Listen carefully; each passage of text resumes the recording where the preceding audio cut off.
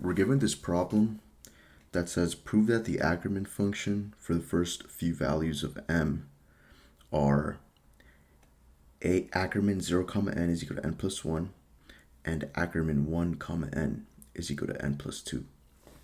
Now, by definition, this is given already. This is a proof that is given, and we can use this proof to prove this one right here. Now, we need to prove this problem right here, that Ackermann 1 comma n is equal to n plus 2. And we can do that using mathematical induction. So let's go ahead and prove that. And remember that this right here is already proven, and we can use that to help us prove this problem right here. So, so remember the definition of Ackermann function for 0 comma n, m0, and m comma n, right? So the first thing you need to do is write down that. Remember, the problem is Ackermann 1 comma n. We need to prove Ackermann 1 comma n is equal to n plus 2, right? So by this, Ackermann 1 comma n, right, we can use this formula to set a definition. So we can say that Ackermann 1 comma n is equal to Ackermann m minus 1. Remember, this is m, this is n. 1 minus 1 is 0, comma, Ackermann 1, comma, n minus 1. Plugging in n to n minus 1 simply gives n minus 1. So we set a clear definition right here. So these two have to be equal. Now we should set one base case, but in this particular problem, I'll give 3 base cases since it'll help us understand the problem better. So giving a base case of Ackermann 1 comma 0, right? So when n is 0, we could solve using these equations. So remember, m, n, right? N is equal to 0, so we could get Ackermann 1 minus 1, which is 0, comma 1, m and n, right? M is 0. We can get, we can use the first equation right here. So we get n plus 1, 1 plus 1 is 2, right? So this is the first solution for first base case for Ackermann 1 comma 0. We could set another base case for Ackermann 1 comma 1, right? Which I solved in the previous one. So to save space, I'm actually going to just write it out, but you can solve it. Ackermann 1 comma 0 is simply 2, right?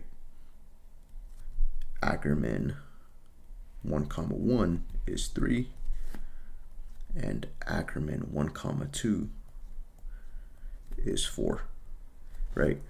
Now there's a pattern, if you notice, right? When n goes up by 1, right, the answer, the solution, the output goes up by 1. So as n increases by 1, output increases by 1, right? So now we can say, suppose that our induction step, Ackermann 1 comma n, right, is equal to, well, n plus 2. That's our original definition right here. This is what we're given, right? So this must hold true when we increment n by 1. So we're going to basically prove now that this is going to be true even when we do n plus 1. Okay, so that's the induction step. So now we can solve this using our Ackermann definitions, right? So we can use this last one. So Ackermann 1 comma n plus 1 is equal to Ackermann n minus 1, 1 minus 1 is 0, and then Ackermann m 1 comma n minus 1, right? N minus 1 we plug in n plus 1 into n right here, we get n plus 1 minus 1, which is simply n, okay? And now we can substitute this right here. We can substitute this in here based on the definition. So now substituting this into our problem right here, we get Ackermann 1 n plus 1 is equal to Ackermann 0, comma, n plus 2, right?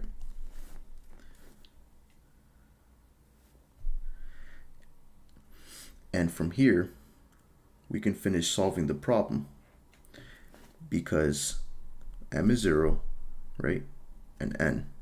We can use this first equation right here, and we can simply do just n plus 1, right? And replacing n plus 2 with n plus 1 here gives us, so using this Ackermann function, n plus 1, right? We replace this with n plus 2, we simply get n plus 3. So let's go ahead and write that down, n plus 3. Now, I'm not sure if you noticed the pattern here, but when n is n, this is 2. When you increment it by 1, this increments by 1 as well. So we've proved our first question or statement given the value of m using mathematical induction. Now, hopefully to clear some things up, the reason we did, n plus 1 is because it's mathematical induction. We want to prove that if we add 1, then it'll hold the same value, the same definition. And as you can see, when we add n plus 1, right, we see that this value goes up by 1 as well. And we also prove that, right, with these Ackermann definitions right here. This right here. We notice that when n, so n, as these increment by 1, the output increments by 1, right? So that's exactly what's going on right here, right? As n goes up by 1, output goes up by 1. So that's how we prove this problem. Now, you should probably also know that we don't really need 3 base cases. I only did it to, so you guys can see it visually better, right? But 1 base case is more than enough. We could have just used a1, 0. Sorry, a1, 0, and it would have been more than enough.